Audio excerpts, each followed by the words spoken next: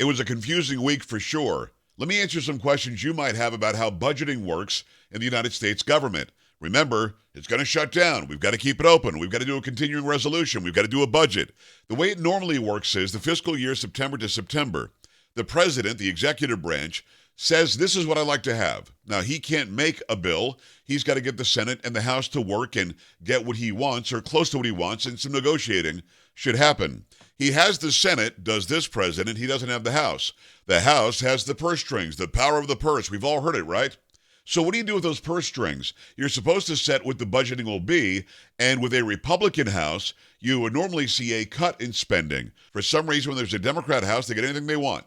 When there's a Republican House, the Democrats get anything they want. So the Senate and the House come up with their own budget proposals. They get together. If they agree on it, they send it to the president for him to either sign it or veto it.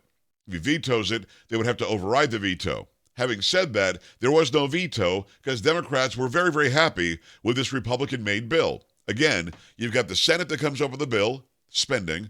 Then you have the House that comes up with a bill, spending. They're doing something called an omnibus bill, when really, by the rule, they should be deciding and debating on 12 different issues. Now, if the government shuts down, what does that mean? That means that some government-funded facilities, some government-funded employees will not get paid for a little while, as long as they're not coming up with a budget. As soon as they do, though, it's all retroactive. They all get their pay. Nobody's going to end up suffering.